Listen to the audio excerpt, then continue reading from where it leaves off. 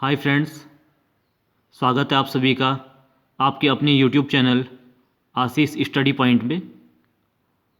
आज हम यहाँ पर बात करने जा रहे हैं आपके जो एग्ज़ाम है, आपका यूके पीएससी का एग्ज़ाम है या फिर आपका कोई अदर एग्ज़ाम है, तो उसमें आपके जो 2 से लेके 3 मार्क्स होते हैं ये रिलेटेड होते हैं पुरस्कार संबंधित। और अगर हम पुरस्कार की बात करें तो पुरस्कारों में भी आपका जो नोबेल पुरस्कार है ये आपका काफ़ी बार पूछा जाता है। लास्ट टाइम आपका जो पीसीएस का पेपर हुआ था उत्तराखंड का, तो उसमें भी आपका क्या 2 क्वेश्चन सेम एक ही पेपर में जो नोबेल पुरस्कार रिलेटेड थे पूछे गए थे। तो आइए हम जानते हैं 2022 के नोबेल पुरस्कार के बारे में। तो ये जो मूल रूप से दिया जाता था ये अल्फ्रेड नोबेल जो हैं उनकी स्मृति में प्रदान किया जाता है। और मूल रूप से जो था 5 श्रेणी में दिया जाता था, बट बाद में क्या हुआ कि जो स्वीडन का एक सेंट्रल बैंक है उसके द्वारा जो अर्थशास्त्र की श्रेणी है इसको भी इसमें ऐड कर दिया गया, तो वो नोबेल तुल्य पुरस्कार कहा जाता है। तो आइए हम स्टडी करते हैं जिसके मूल 5 इसके पार्ट थे। तो पहला आपका आता है चिकित्सा का। तो जो चिकित्सा के क्षेत्र में पुरस्कार प्रदान किया गया है ये स्वीडन के वैज्ञानिक हैं स्वयंते पावो, इन्हें प्रदान किया गया है। इनके द्वारा जो साइबेरिया में 40,000 वर्ष पुराने उंगली की हड्डी के जो टुकड़े थे उन पर शोध करके जो विलुप्त मानव प्रजाति है व आधुनिक मानव है उनके बीच लिंक की तलाश करने के लिए जीनोम सीक्वेंसिंग पर कार्य इनके द्वारा किया गया था। और वर्ष 1982 में 1982 में इनके पिता को भी चिकित्सा की श्रेणी में नोबेल पुरस्कार प्राप्त हुआ है। यहाँ पर जो दूसरी श्रेणी है ये आपकी भौतिक विज्ञान से संबंधित। तो इसमें क्या है कि जो स्टॉकहोम स्थित royal Swedish academy of sciences इसके द्वारा इसकी घोषणा की गई है।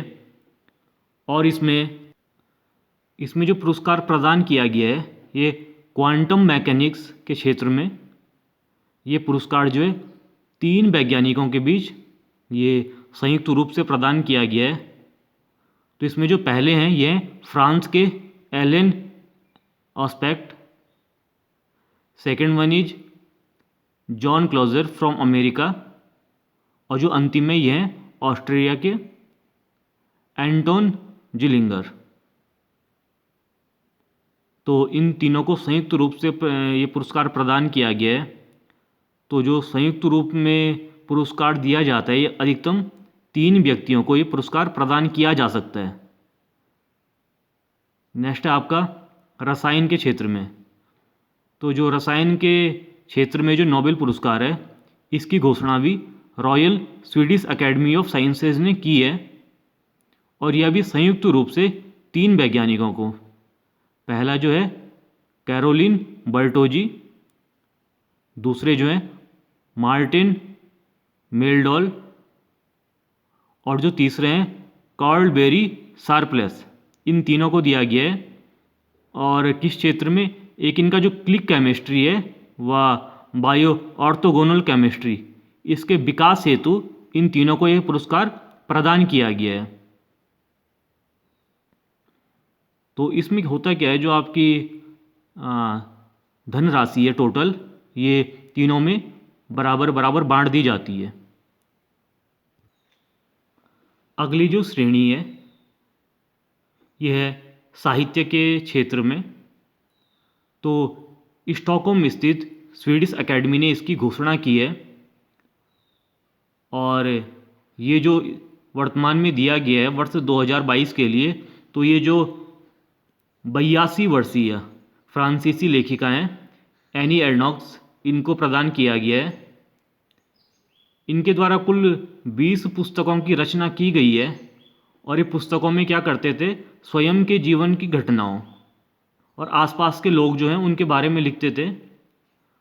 तो जिस भावों के साथ इनके द्वारा ये लिखा गया है, इसको देखते हुए जो स्वीडिश एकेडमी है उसके द्वारा इनको नोबेल पुरस्कार प्रदान किया गया है।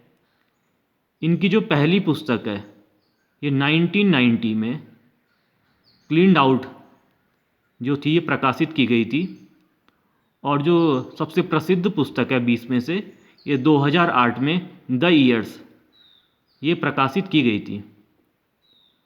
नेक्स्ट आपको जो पुरस्कार आता है ये है शांति के क्षेत्र में। तो बाकी जो पुरस्कार हैं ये किसी व्यक्ति विशेष को प्रदान किए जाते हैं, बट जो आपका शांति का पुरस्कार आएगा ये आपका व्यक्ति के साथ साथ ही किसी संगठन को भी दिया जा सकता है। तो जो वर्ष 2022 का नोबेल है ये बेलारूस की जेल में निरुद्ध मानवाधिकार जो कार्यकर्ता हैं एलिस वियाल्यास्की, साथ में जो रूसी मानवाधिकार संगठन है मेमोरियल, व यूक्रेन के लोकतांत्रिक संगठन सेंटर फॉर सिविल लिबर्टीज़, इन तीनों को संयुक्त रूप से प्रदान किया गया है। तो इसमें होता क्या है, जो इसकी पुरस्कार की राशि है यह है 10 मिलियन स्वीडिश क्रोनर। तो ये राशि क्या होगी, संयुक्त रूप से तीनों में विभाजित हो जाएगी। आपका जो अगला आता है ये आपका अर्थशास्त्र का। देखिए जो सारे के सारे पुरस्कार हैं ये वर्ष 1901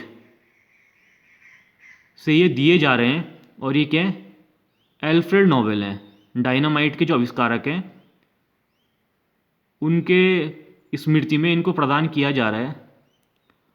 बट हुआ क्या था, बाद में जो स्वीडन का जो सेंट्रल बैंक है इसके द्वारा क्या किया गया, अर्थशास्त्र के क्षेत्र में भी यह पुरस्कार प्रदान किया जाने लगा, और यह पुरस्कार भी उनके द्वारा क्या कहा गया कि एल्फ्रेड नोबेल की स्मृति में दिया जाएगा। तो जो वर्तमान का जो पुरस्कार है ये किसे मिला हुआ है, वर्ष 2022 का नोबेल तुल्य पुरस्कार अर्थशास्त्र के क्षेत्र में ये मिला है अमेरिकी फेडरल रिजर्व के पूर्व प्रमुख वेन एस बर्नाक को। साथ में इनके है डगलस डब्ल्यू डायमंड व फिलिप एच डिबिग। तो इन तीनों को संयुक्त रूप से प्रदान किया गया है यह पुरस्कार। अब इसमें भी जो आपके बर्नाक थे इनके द्वारा देखो क्या किया गया, जो इनका रिसर्च का टॉपिक था, इनके द्वारा पिछली सदी के जो चौथे दशक में जो मंदी आई थी उसका अध्ययन कर बताया गया कि घबराहट में क्या करते हैं लोग, अपनी जो जमा पूंजी है वो बैंक से निकाल देते हैं, जिससे बैंक प्रभावित होता है और फिर बैंक के ढहने से भी अर्थव्यवस्था संकट में आ जाती है। तो ये इनका टॉपिक था। अगला जो आपका आता है इसकी जो पृष्ठभूमि है नोबेल पुरस्कार की, तो हम इसे थोड़ा जान लेते हैं। ये जो नोबेल पुरस्कार है ये स्वीडिश रसायनज्ञ, व्यवसायी व डायनामाइट के जो आविष्कारक थे एल्फ्रेड नोबेल, इनकी इच्छा पर उनकी मृत्यु के बाद शुरू किया गया। अब ये 1900 में स्थापित 1900 में जो स्थापित की गई एक निजी संस्था है नोबेल फाउंडेशन, इसके द्वारा यह पुरस्कार प्रदान किए जाते हैं। अब 1900 में तो ये स्थापित की गई थी, बट जो पहला पुरस्कार था ये 1901 से इसके द्वारा प्रदान किया गया। 1900 में स्थापित और 1901 से पहला पुरस्कार। अब ये जो पुरस्कार है ये क्या होता है, अधिकतम 3 व्यक्तियों द्वारा साझा किया जा सकता है। कि आप अगर सपोज शांति का दे रहे हो या भौतिक विज्ञान का दे रहे हो तो मैक्सिमम आप 3 लोगों को दोगे, आप 4 को इसमें कभी नहीं दिया जाएगा। हाँ, 1 को दिया जा सकता है, 2 को दिया जा सकता है, पर 3 से ज़्यादा नहीं होंगे। शांति के पुरस्कार की बात हमने पहले आपको बताई थी, ये किसी संगठन को भी दिया जा सकता है। अब पूर्व में क्या था, जो पुरस्कार थे मरणोपरांत नहीं दिया जाता था, बट 1974 से क्या हुआ कि अगर पुरस्कार की घोषणा के बाद अगर प्राप्तकर्ता की मृत्यु हो जाती है तो उस कंडीशन में पुरस्कार प्रदान किया जाएगा। जो सबसे कम उम्र की नोबेल पुरस्कार प्राप्त करते हैं ये मलाला यूसुफजई, याद होगा आपको। इनके साथ उस समय कैलाश सत्यार्थी को ये पुरस्कार संयुक्त रूप से दिया गया था। और जो सबसे अधिक उम्र के ये जॉन बी गुडइनफ 1997 ईयर्स इनका जो एज थी। और रसायन विज्ञान के क्षेत्र में इन्हें दिया गया। जो एल्फ्रेड नोबेल थे इनकी वसीयत में 5 श्रेणियां इनके द्वारा कही गई थी: भौतिक विज्ञान, रसायन विज्ञान, साहित्य, चिकित्सा और शांति।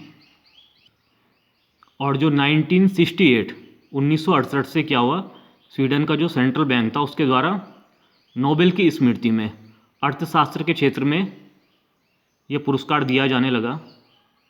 तो ये थे आज आपका जो वर्ष 2022 का नोबेल पुरस्कार संबंधी जानकारी थी। तो आप प्लीज़ हमारे जो चैनल है उसमें अगर आपको किसी भी प्रकार का सुझाव देना हो तो आप कमेंट बॉक्स में ज़रूर लिखें।